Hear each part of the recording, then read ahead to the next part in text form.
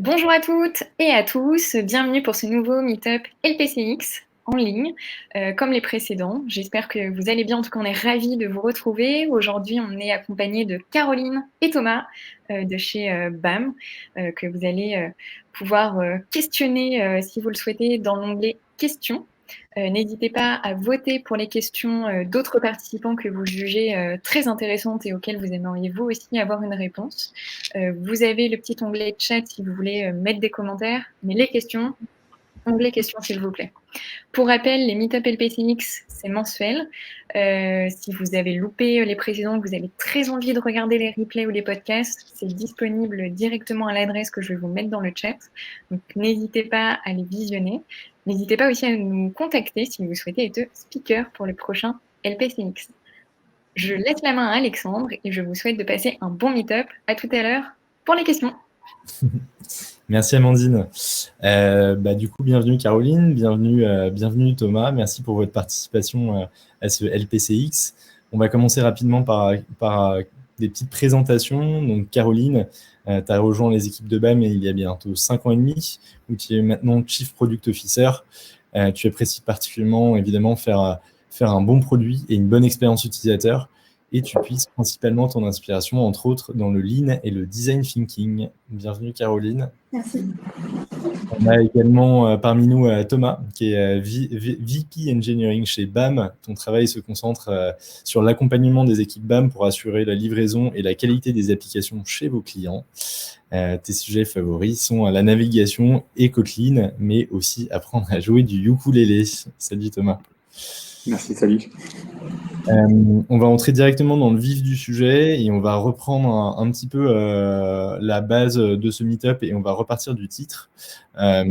Donc, comment améliorer son NPS grâce au no-nav? Je pense qu'on est nombreux du coup ce soir à se poser la question qu'est-ce que le no-nav? Est-ce que vous pouvez nous l'expliquer en quelques mots?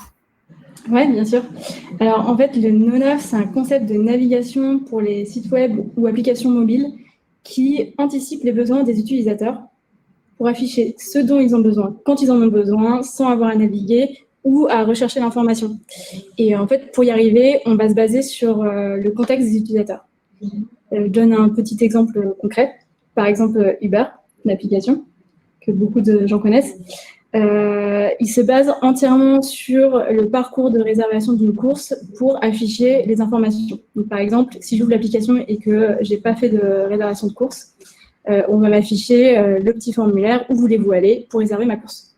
En revanche, si je suis déjà dans le véhicule en train de me rendre chez moi, on ne va pas me réafficher la carte avec le formulaire, on va m'afficher plutôt à quelle heure je vais arriver chez moi et puis possiblement l'itinéraire pour voir si c'est bien le plus court ou le meilleur.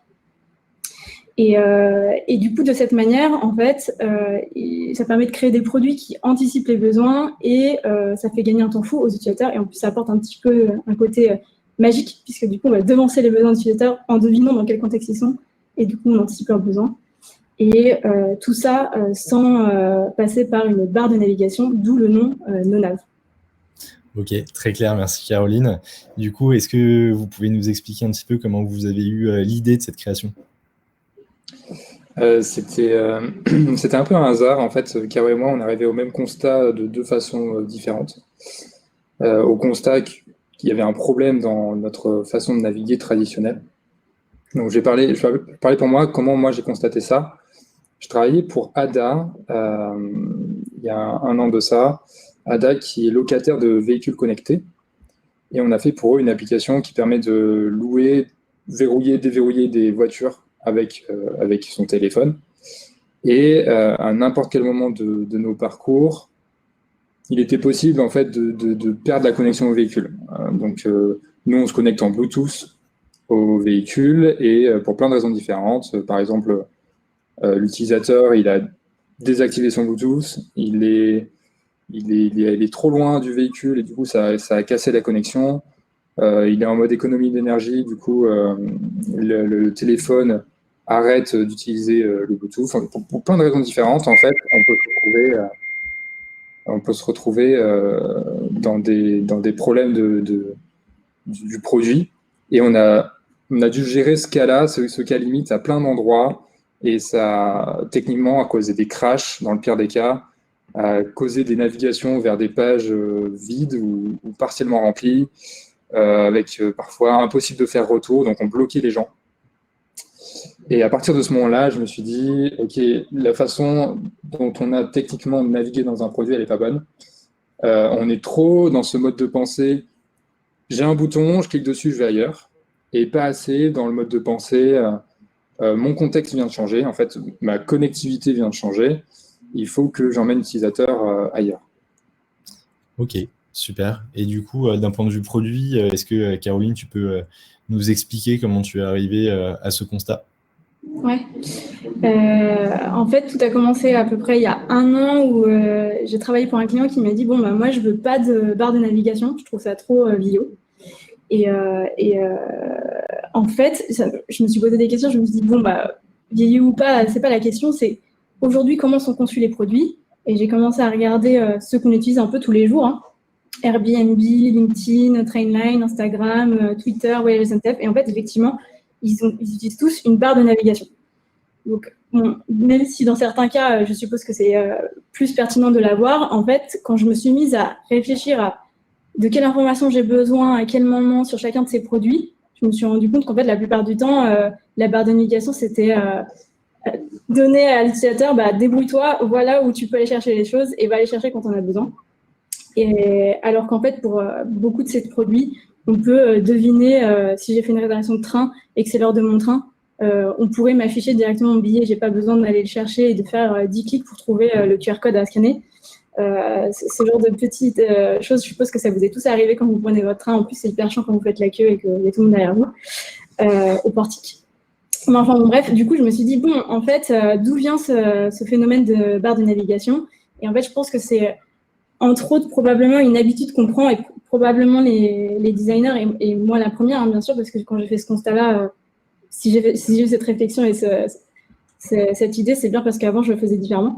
Et je me suis dit, mais c'est trop dommage parce que du coup, nos habitudes, elles brident notre créativité et nous empêchent de créer un meilleur produit, plus intuitif. Du coup, voilà, je me suis dit, bon, ben, on va arrêter les barres de navigation et on va se poser un peu plus de questions quand on conçoit. Ok, super. Du coup, vous nous avez donné pas mal d'exemples finalement autour d'applications de transport, ADA, Uber, Voyage SNCF. Est-ce que vous avez d'autres exemples Oui, on a d'autres exemples. C'est un peu coupé à la fin. On a d'autres exemples. Chez BAM, on a un client qui est Urgo. Vous les connaissez sans doute, c'est les leaders des pansements dans le grand public. Alors, on les connaît beaucoup moins pour tout leur business à destination des professionnels de santé. Donc, en fait, il y a des professionnels de santé qui soignent des plaies, qui sont des plaies graves, et pour lesquelles Urgo développe, et pas que, hein, développe des pansements de très haute technologie. Cependant, il remarque que les personnels de santé ne sont pas tous formés à utiliser ces pansements de très haute technologie. Ils sont venus nous voir avec l'idée d'un produit qu'on est en train de mettre en production, qui n'est pas encore en production, mais qui se concentre sur 2 fonctionnalités, qui est conseiller le professionnel de santé sur le bon pansement à appliquer. Il pourrait gagner 30% de temps de guérison, un truc énorme. Et la deuxième fonctionnalité, c'est les former. Et pour ça, on s'est posé la question, est-ce que on peut faire une hypothèse simple, basée sur le contexte, qui empêcherait, faciliterait la vie de l'utilisateur dans le produit, qui lui faciliterait sa navigation. Et on s'est dit, bah, la première information qu'on a, la plus basique, c'est l'heure de la journée. Et on s'est dit, allez, faisons une hypothèse simple. De 8h à 18h, la personne, elle est en train de faire une tournée de ses patients. On va lui mettre sur la fonctionnalité conseil, quel pansement utiliser pour quelle plaie. Et en dehors de ses horaires, elle veut peut-être se former. Donc, quand elle ouvre l'application, on va le mettre sur la fonctionnalité formation. Voilà un exemple. Ouais. De mon côté, je pense à Deliveroo qui ne fait pas exactement du no-nav, mais qui s'en rapproche beaucoup. En fait, quand on ouvre l'application et qu'on n'a pas de réservation en cours, donc on voit cette liste que tout le monde connaît, les restaurants, on peut choisir notre nourriture. Et une fois qu'on a une commande en cours, si on quitte l'app, on la kill et qu'on revient, on va avoir un bandeau qui dit voilà, votre réservation en cours arrive à telle heure avec tel coursier. C'est des petits éléments comme ça qui rendent service. Alors, si je reprends l'exemple de Thomas, on ne va pas empêcher les gens de naviguer suivant l'horaire. En revanche, c'est vraiment comme on fait en sorte d'afficher les bonnes choses au bon moment. Ouais. Et après, ça ne veut pas dire qu'ils n'auront pas accès, bien sûr, au reste du produit. Ok, super. Et du coup, je vais repartir également du titre. Dans le titre, on disait que le NPS était probablement un indicateur pour mesurer du coup l'impact du no-nav. Est-ce que vous pouvez nous dire du coup quels indicateurs vous utilisez? Donc le NPS, peut-être nous refaire un rappel rapide sur la définition du NPS et nous expliquer également quels sont les autres indicateurs que vous pouvez suivre. Ok. Alors, le NPS, c'est le Net Promoter Score. Et grosso modo, pour vulgariser, ça nous permet de voir le nombre de personnes susceptibles de recommander le produit à un ami. Nous, on l'utilise à BAM parce que c'est un indicateur de santé globale hyper intéressant pour le produit, puisque du coup, ça représente bien est-ce que les gens apprécient ou pas le produit. Maintenant, vu qu'il est très global, parce que vous pouvez imaginer qu'il y a d'autres choses que la navigation qui va impacter le fait qu'on recommande un produit à quelqu'un. Et ce qu'on va utiliser pour cette partie vraiment navigation, côté produit, on peut regarder par exemple le success rate, qui est, pour simplifier, je donne une tâche à mon utilisateur et je regarde s'il arrive à la réaliser. Côté technique, je peux compléter aussi qu'un des premiers indicateurs qui va être amélioré par une meilleure navigation, c'est le nombre de bugs. On suit la qualité technique d'un produit avec cet indicateur simple, donc le nombre de crash, le nombre de problèmes de qualité technique. Ok, super. J'en profite pour faire un petit rappel. Si vous avez des questions, n'hésitez pas à mettre vos questions dans l'onglet questions à droite de votre écran. On les prendra du coup en fin d'interview dans quelques minutes. Sinon, j'avais une question du coup sur est-ce que vous pouvez nous parler de concrètement quel impact vous avez pu voir chez vos clients suite à cette implémentation de no-nav? Oui, alors du coup, je reprends mon de voitures connectées. Je vous parlais des problèmes, des bugs, des crashs. Nous, on est passé concrètement d'un chiffre à peu près de 15% de bugs liés de près ou de loin à la navigation à 0. On en a plus eu. Donc voilà, première réussite d'indicateur. Ouais, c'est très cool. Et en plus, ça impacte les utilisateurs, les bugs aussi, donc d'autant plus important. Si je reprends l'exemple Euro dont parlait Thomas tout à l'heure, cette fois-ci, on a intégré le no-nav dès le début.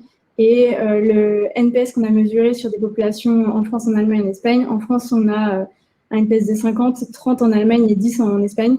Pour vous donner un ordre d'idée, est-ce que c'est bon ou pas, un NPS bon, moyen, c'est entre 0 et 30.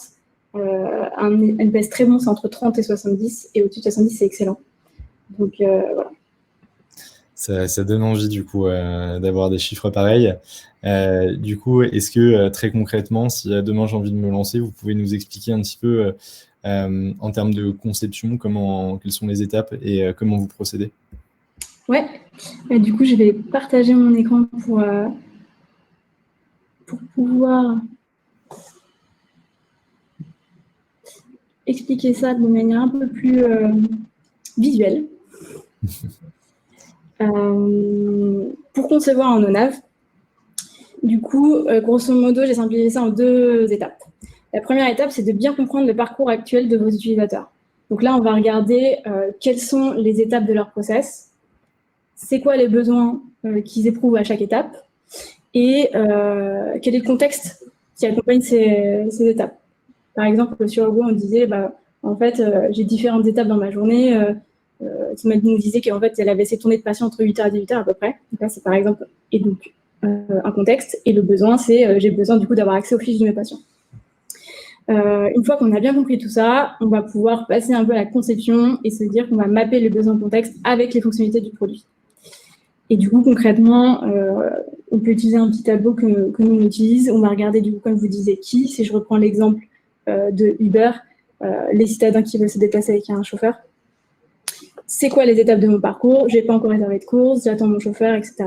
Et en fait, à chaque fois, je vais avoir un besoin. Donc, si je n'ai pas réservé de course, mon besoin, c'est de pouvoir en réserver une. Si j'attends mon chauffeur, mon besoin, c'est de savoir quand est-ce qu'il va arriver et connaître sa plaque pour pouvoir le retrouver. Et donc, la partie droite du tableau, c'est qu'est-ce que je mets dans mon produit pour aider mon utilisateur.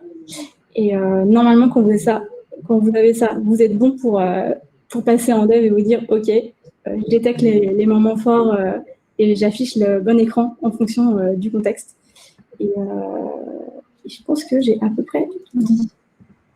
Super, bah, ça paraît idéal, ça paraît même maintenant simple à mettre en place comme solution. Est-ce que vous pourriez nous parler de difficultés de mise en place que vous auriez pu rencontrer ou difficultés pour convaincre vos clients que vous auriez pu rencontrer également? Pour nos clients, les trois dont on vous a parlé, il n'y a pas eu de problème pour les convaincre. En fait, à partir du moment où on leur a expliqué ce mode de pensée et on leur a dit que ça apportait de la magie dans les applications, avec quelques exemples, l'adoption a été assez immédiate. À partir du moment où aussi on avait des maquettes à leur montrer à quoi ça ressemblerait. Ça a été très facile. La difficulté repose sur les épaules de l'équipe technique. Aujourd'hui, on n'est pas armé, je vais parler pour les applications mobiles, pour faire du no-nav en React Native, Android ou iOS. Je pense parler pour Flutter. Côté BAM, on a une librairie pour l'instant expérimentale pour React Native qui est publique. Et côté Android iOS, on commence, pour l'instant elles sont privées parce qu'on les a pas encore mises en production. Mais voilà, la difficulté, c'est surtout côté technique. Ok. Et du coup, côté produit, Caroline, est-ce que tu peux nous dire si de la même manière, tu as pu rencontrer certaines difficultés parfois? Ouais, alors comme disait Thomas, en effet, en tout cas avec nos clients, on n'a pas rencontré trop de difficultés. Une des difficultés finalement, c'était plus au moment où on a fait où j'ai réalisé ce constat, c'est de convaincre l'équipe des designers en interne chez BAM du plus-value de la démarche et pourquoi passer quelques minutes ou quelques heures de plus à se creuser le cerveau, à penser à la navigation dans ce sens-là. Parce que c'est quand même un défi de se dire comment est-ce qu'on fait une application sans barre de navigation. Même si bien sûr il y a des cas où on en met une, mais c'est pas la question. Mais voilà, du coup, il a fallu les convaincre de se dire bon, en fait, ça vaut la peine de réfléchir un peu plus à ça en amont. Et voilà. Ok, super. Est-ce que vous pourriez nous dire un petit peu aujourd'hui avec votre recul quels sont pour vous les inconvénients, les avantages de cette démarche? Ouais. Une chose à laquelle je pense, c'est pas vraiment un inconvénient, mais en tout cas, c'est sûr que ce concept de navigation ne marchera pas pour des apps type magazine, entre guillemets, où on va vouloir consulter beaucoup de contenu, Instagram, Pinterest, par exemple. On a envie, en fait, de naviguer de contenu en contenu. Et du coup, dans ces cas-là, c'est un peu hors de question de naviguer à la place de l'utilisateur. On n'a pas tellement de contexte particulier. Mais comme je le disais, finalement, un inconvénient, c'est plus de réfléchir et de prendre un peu plus de temps en conception pour penser la navigation. En tout cas, pour côté produit, parce que côté tech, c'est encore autre chose. Mais ce temps, finalement, en fait, en termes d'avantages, il est vraiment... on a un retour sur investissement énorme parce que finalement, le gain qu'on a en termes de valeur pour les utilisateurs est tel que c'est vraiment important et ça vaut la peine de se poser ces questions-là en conception. Déjà, on en parle depuis tout à l'heure, mais les utilisateurs donc, vont perdre moins de temps actuellement. Sans parler du côté effet waouh en fait, vous avez pensé à leurs besoins pour eux et en fait, vous les avez même devancés parce que du coup, l'utilisateur n'a pas forcément imaginé qu'il a perdu sa connexion Wi-Fi et du coup, hop, on va le ramener sur le bon écran parce qu'on a deviné qu'il était dans un cas différent. Ça, c'est tous ces petits côtés un peu magiques. Et surtout aussi, le deuxième avantage, c'est que quand on pense non-nav et que du coup, on se focus sur la feature nécessaire au moment où elle est nécessaire, on n'a plus besoin de cette barre de navigation qui va venir, l'air de rien, sur un petit espace, prendre de la place et puis du coup, un peu brouiller la compréhension de l'écran. Parce que quelque part, on lui donne plein de possibilités, alors que finalement, lui, au moment où il ouvre son application, on n'a peut-être vraiment qu'une qui va l'intéresser. Donc, ça a vraiment mis en valeur le cœur de votre produit. Ok. Et d'un point de vue technique, peut-être que Thomas aussi, tu peux nous parler de ton point de vue des avantages de cette solution de no-nav. Techniquement, on est beaucoup plus serein à modifier un flux existant. Les pages entre elles, elles ont beaucoup moins de liens, donc ajouter une page, en supprimer une, en modifier une, ça devient plus facile. Plus facile et moins risqué, en fait. Donc, plus de qualité. Plus de qualité. Ok. Est-ce que vous auriez, du coup, pour toutes les personnes qui voudraient se lancer ce soir hein, sur le sujet de la no-nav sur leurs produits, est-ce que vous pourriez un petit peu nous donner les tips, quelques recommandations que vous pourriez nous donner pour se lancer sur du no-nav? Oui, tout à fait. Alors, je pense qu'Aro sera d'accord avec moi que la première astuce, c'est d'aligner tout le monde sur un mode de pensée qui est on change la façon de concevoir nos produits. On est très en réaction le contexte vient de changer, que ce soit basé sur voilà, tout à l'heure je vous ai parlé du temps, l'heure de la journée, mais ça peut être la connectivité, on en a parlé, ça peut être la position exacte parce qu'on a de la géologue ou approximative parce qu'on est connecté à une borne Wi-Fi et on sait à peu près où elle est. Ou sur le statut de quelque chose. On parlait de Uber, en fait, on a une réservation qui a un certain statut.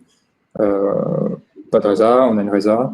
On est pendant la course, on est à la fin de la course. Donc, un objet qui est métier. Et cette façon de penser, il faut le partager avec les product owners, avec les designers et avec les techs. Si on n'a que, par exemple, les product owners et les designers qui comprennent cette façon de penser, mais pas les techs, on va retomber dans l'écueil, par exemple, dont je vous ai parlé avec Ada, où techniquement, on aura des problèmes. Ouais, je suis tout à fait d'accord avec Thomas, en effet. Et du coup, pour récapituler, finalement, en effet, s'aligner toute l'équipe, tout profil confondu. Et enfin, comme je le disais tout à l'heure, aller sur le terrain, comprendre à quoi ressemble le parcours actuel de vos utilisateurs, c'est quoi leur contexte, c'est quoi leurs besoins. Et une fois qu'on a ça, c'est là où on va pouvoir faire le mapping entre leurs besoins contexte et du coup, qu'est-ce qu'on veut mettre dans le produit. Et avec ça, je pense que vous devriez être OK pour faire du no-nav. Cool. Bon, bah, écoutez, merci beaucoup à tous les deux. Je pense que c'est plus clair ce soir. On vous met dans le chat également, du coup, des articles pour aller un petit peu plus loin. Et puis, je vais repasser la parole à Amandine pour les questions que vous avez pu nous poser. Vous pouvez toujours y aller dans l'onglet questions. Vous pouvez également, du coup, voter. Il y a un petit vote sur la droite. Voter pour les questions qui vous intéressent le plus. Merci à tous. Merci Alex. Merci. Merci à vous Caroline et Thomas pour toutes ces informations.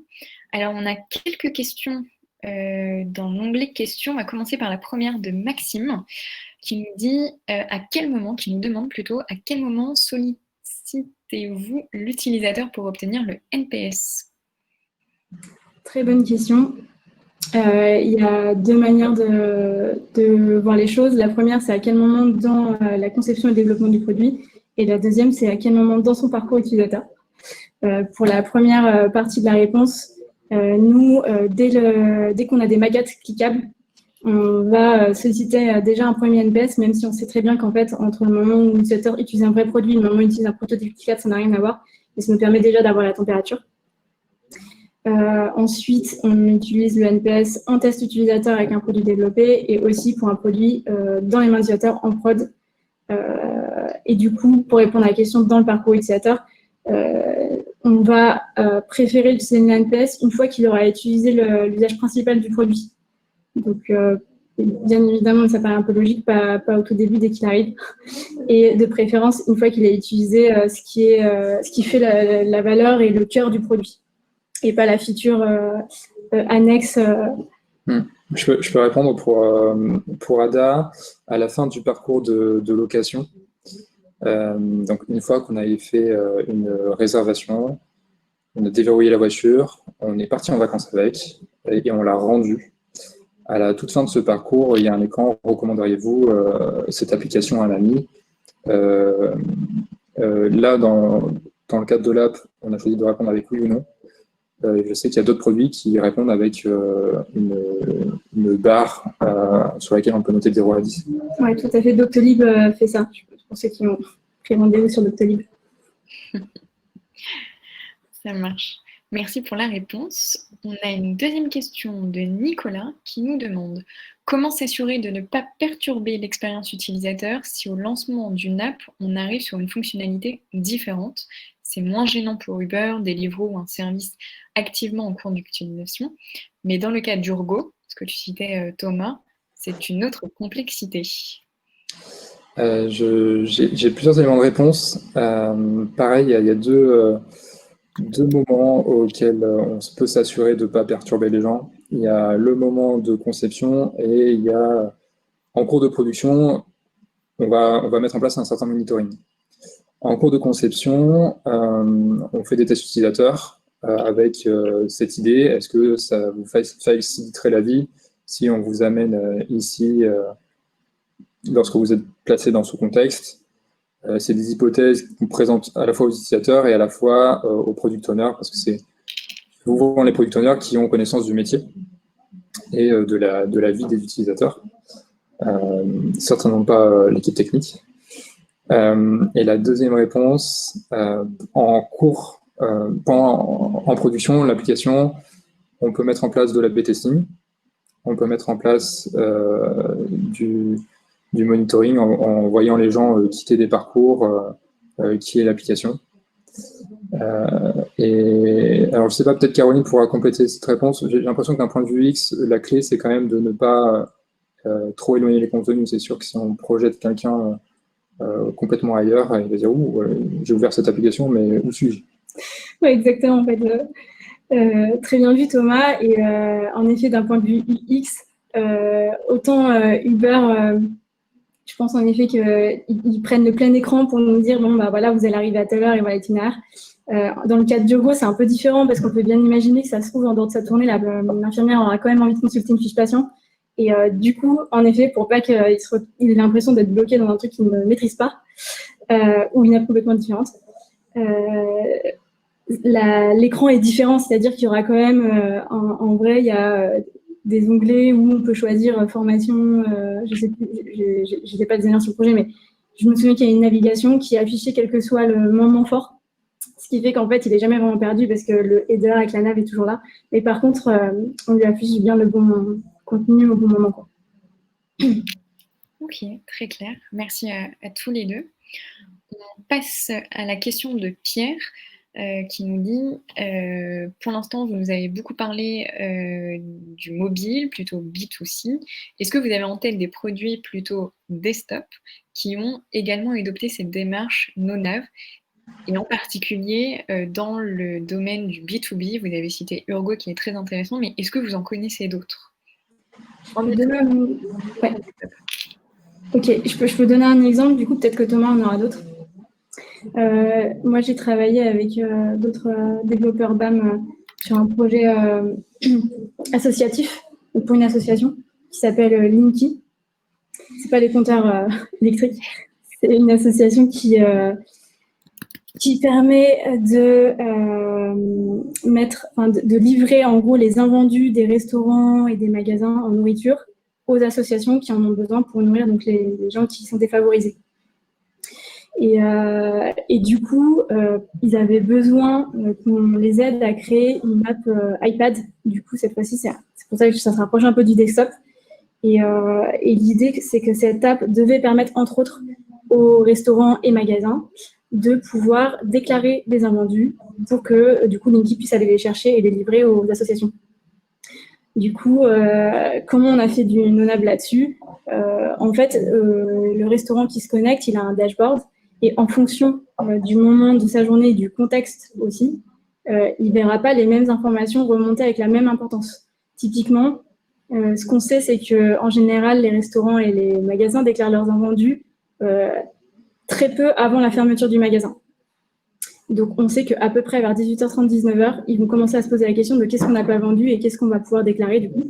Et du coup, nous, on ne va pas leur demander de faire une déclaration à tout prix en plein milieu de la journée. Donc, vers 18h, 19h, on va leur faire une petite notif. S'ils ouvrent l'application, ils vont voir en gros est-ce que vous avez des invendus à déclarer et ils n'auront pas à aller chercher alors comment est-ce que je déclare mon truc.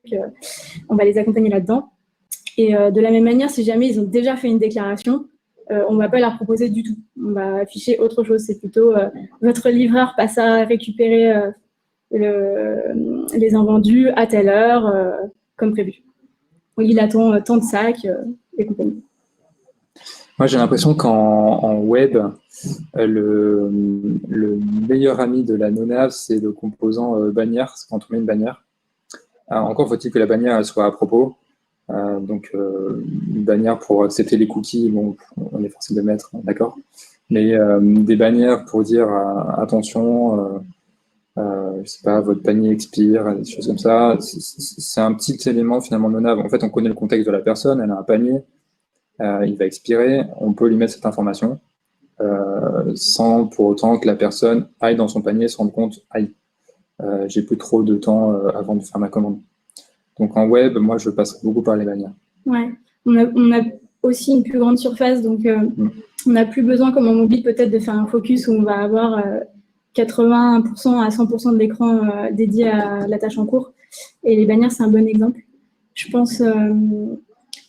Après, j'ai un dernier exemple, je suppose B2B, mais on peut imaginer c'est pas un exemple réel qu'on a développé, mais typiquement, aujourd'hui, on voit la peine que c'est quand on fait une demande, que ce soit une demande de prêt ou une demande pour une banque, on a un dossier en cours. Et en fait, à chaque fois qu'on veut aller voir l'état de la demande, en général, ça demande d'aller rechercher. Je pense à ton cas, c'était pas bancaire, du coup, c'était pour le permis. Mais typiquement, là, il pourrait faire un peu de NONAV et savoir que si a priori j'ai une demande en cours, je vais m'intéresser à où en est le statut de la demande. Et du coup, si jamais je dois compléter des documents, bah, voilà le lien d'accès direct que je n'ai pas à le rechercher. Ça marche. Merci pour ces nouveaux exemples, Caroline et Thomas. Une nouvelle question de Bertrand qui nous demande comment faire quand l'app propose différents modules. Exemple, une app qui propose à la fois un module de commande et un module de gestion des factures. Vas-y. C'est une bonne question et je pense que ce cas a l'air hyper intéressant. Et pour pouvoir répondre à cette question, je pense qu'il faut se plonger un peu plus dans le parcours des utilisateurs, à quel moment ils utilisent la facturation versus la commande. Et ravi d'en discuter après le meet-up. C'est ce que j'allais dire. En fait, quand on ne sait pas, il faut produire des hypothèses. C'est un peu ce qu'on fait avec Urgo. Ou se rapprocher de la population d'utilisateurs en disant « Ok, dans votre vie, quand est-ce que vous allez utiliser mon module de gestion de facture? Est-ce que, avec les réponses que vous me donnez, je peux sortir un élément commun qui est c'est quand vous êtes connecté au Wi-Fi de votre entreprise ?» Et bien à ce moment-là, on pourra faire des choses. Ce que tu disais, Thomas, ça peut vraiment donner des premiers éléments à défaut de pouvoir creuser avec la personne tous les détails du parcours utilisateur ce soir. Mais ce que je trouve intéressant, c'est que tu cites tous les types de contextes qu'on va essayer de creuser. Donc, ça peut être une connectivité, comme l'a dit Thomas, ça peut être une géolocalisation, ça peut être un statut de dossier, de réservation ou autre, ça peut être une heure dans la journée, comme nous, on l'a utilisé pour les infirmières. Je pense que c'est peut-être ça aussi qu'il faut... Ça peut même passer par... on a dit temporel, légèrement la facture, on le fait en fin de mois.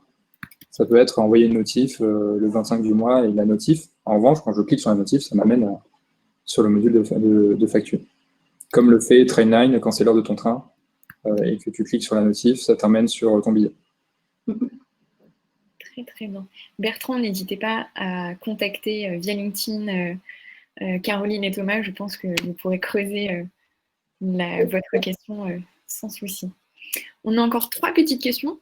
La première donc, de Thomas qui nous dit « Lorsqu'un utilisateur se retrouve sur un parcours précis en fonction de son contexte, comment vous gérez les éventuelles sorties de celui-ci alors qu'il n'a pas de barre de navigation? Et oui, comment on sort? Alors la beauté de la chose, c'est que normalement, il n'a pas besoin de sortir. C'est que on le met dans un parcours où s'il veut sortir, bon, alors je vais faire des hypothèses. Soit en fait, clairement, il ne peut pas faire autre chose. Donc c'est une règle du business. Quand je suis déconnecté de ma voiture, je ne peux pas la verrouiller ou la déverrouiller. Je ne peux pas actionner de commande. Et à ce moment-là, c'est tant mieux qu'il ne puisse pas sortir. Il ne peut pas aller sur un parcours déceptif. Il ne peut pas se rendre sur une action. Il va cliquer sur un bouton, on va lui dire désolé, une erreur est apparue parce que en fait, vous n'êtes pas connecté au véhicule. On le sait déjà. La deuxième hypothèse, c'est le métier lui l'autorise à aller ailleurs. Donc, typiquement, je suis autorisé quand je suis sur Trainline en fait à réserver un billet de train alors que Trainline m'a propulsé sur mon billet. À ce moment-là, ça peut se cacher dans des burger menus, dans des onglets un peu plus discrets. Il y a toujours moyen de apporter la sortie sans occuper une large place sur l'écran. Tout à fait. En fait, la clé, si j'ai bien compris la question, mais n'hésitez pas à reformuler si on y a mal répondu. Mais en effet, la clé, c'est qu'on ne va pas les bloquer sur des écrans parce qu'ils auront toujours une navigation alternative. Mais l'idée, c'est qu'elle soit moins proéminente qu'une barre de navigation qui sera tout le temps là. Du coup, même si on les envoie sur un écran, si vraiment ils veulent en sortir, ils pourront toujours aller soit dans le menu, soit un bouton back et rechercher l'information sur laquelle ils étaient avant plus tard. Je fais un rappel sur quelque chose de très intéressant qu'a dit Caroline, c'est ce mode de pensée n'est pas adapté vraiment à tous les business, loin de là. Il y a des applications qui sont des magazines, on donne toujours l'exemple d'Instagram parce que c'est le plus flagrant, ou même Facebook, j'ai envie de dire c'est un magazine, c'est l'utilisateur qui se balade, on ne peut rien deviner. C'est du temps qu'on consomme à voilà, aller chercher de l'info nous-mêmes. Ok, très, très clair. Nous avons une autre question de Michael, alors, qui revient sur le cas spécifique de Urgo. Il me semble que c'est toi, Thomas, qui a parlé de pouvoir accéder à la formation hors des horaires de travail. Comment vous avez géré le cas si l'utilisateur veut accéder à cette fonctionnalité pendant ses horaires de travail? Est-ce que c'est possible pour l'utilisateur? Ah ouais, c'est tout à fait possible. En fait, comme je vous ai dit, donc le métier d'Urgo, alors je pourrais bien vous montrer, c'est pas en prod, mais c'est de mieux guérir des plaies avec deux fonctionnalités. Donc on a dit ça, on a dit faire du conseil et faire de la formation. Et on pousse la formation aussi dans le conseil. En fait, dans le conseil, on va dire voilà, ce pansement est adapté. Et sachez que on a un article à propos de ça. On a un article de formation. Le lien de cet article nous emmène vers l'autre panneau. Donc il y a du contenu poussé. Et inversement, quand on est dans la formation, on peut revenir sur toute la partie patientèle. Ok, ça marche. Et on a une dernière question donc, de Nicolas qui nous demande quelles difficultés avez-vous rencontrées pour effectuer des tests utilisateurs? Entre parenthèses, maquette, A/B test ou autre. Peut-être qu'il n'y avait pas de difficulté. C'est vrai que c'est une question large. Ça nécessiterait peut-être n'hésitez pas à la recibler sur un sujet en particulier que vous voulez creuser. Peut-être qu'on peut parler de comment on fait des tests utilisateurs. Nous, tu veux peut-être présenter une Maze? Ouais, du coup, en effet, je disais qu'on fait des tests dès les maquettes. Et pour ça, on a un outil qui s'appelle Maze. C'est un ami à nous qui l'a développé et qui a monté cette boîte. Donc, s'il est là ce soir, je serais content de voir que je parle de lui. Et cet outil est vraiment très pratique parce que du coup, en gros, il nous permet de créer des prototypes, que ce soit avec Figma ou d'autres outils de conception, et des uploader sur Maze. Et là, on va pouvoir lui dire, voilà le parcours idéal en fonction de la tâche que cherche à accomplir l'utilisateur. Et du coup, quand je partage mon prototype et que je donne du coup une tâche à accomplir à l'utilisateur. Ça se passe en ligne, en plus, du coup, je peux l'envoyer à plein de gens. Mais il va enregistrer tout ce qui se passe, donc les clics, et est-ce que après il va comparer le parcours réel de l'utilisateur par rapport au parcours que moi j'ai dit comme étant celui d'elle. Ça me permet d'avoir en plus des heatmaps avec les clics. Ça permet en plus de voir tout de suite les taux d'échec, taux de succès partiel si jamais il s'est baladé pas sur le parcours idéal, mais il a quand même réussi. Et puis bon, le 100% de succès, parcours idéal. Donc, ouais, ça, c'est un premier élément. Je pense aussi à la communauté de testeurs. Je pense qu'une des difficultés qu'on rencontre souvent sur nos projets, surtout à la naissance des projets, c'est recruter une communauté de testeurs et faire un peu du community management, animer un groupe pour déjà faire en sorte qu'ils participent à l'élaboration des produits et faire en sorte qu'ils restent avec nous quoi, sur la durée. Parce que des tests utilisateurs, on en a besoin tout de suite, mais aussi dans 6 mois, dans un an. Et on aimerait bien que ce soit toujours les mêmes personnes. C'est très intéressant de garder les mêmes profils. Nous, on recrute tous nos réseaux chez BAM. On envoie des demandes à est-ce que quelqu'un souhaite nous aider, est-ce que quelqu'un a dans son entourage, dans son réseau, des gens qui font partie, pour le haut, dans des infirmiers, des infirmières, des médecins. Mais voilà. Pour l'A/B testing, dernier élément de réponse, nous techniquement on utilise très souvent Firebase qui permet de faire de l'A/B testing. Une recommandation, c'est de ne pas faire un A/B testing lourd, c'est-à-dire que la population A fait quelque chose de complètement différent de la population B. Sinon, on ne sait pas trop qu'est-ce qui a réussi et qu'est-ce qui a échoué. Ça marche. Eh bien, merci à tous les deux pour toutes vos réponses. N'hésitez pas, si vous avez d'autres questions, à contacter Caroline et Thomas via LinkedIn. On peut les retrouver facilement tous les deux. C'est la fin de ce premier meet-up de rentrée. Enfin, l'année 2020 est déjà bien lancée, mais on était ravis de vous retrouver ce soir. Merci encore Caroline et Thomas pour votre temps, pour toutes ces informations. Vous avez donné beaucoup d'exemples et ça nous donne très envie, je parle pour moi, de tester le NoNav. J'espère que ça sera votre cas aussi côté participant. Et puis on se retrouve très vite en octobre pour un prochain meet-up LPCX. D'ici là, passez une très belle fin de journée, un très bon week-end, enfin semaine d'abord, avant de parler du week-end. Et on vous dit à très vite. Merci beaucoup. Merci beaucoup. Merci.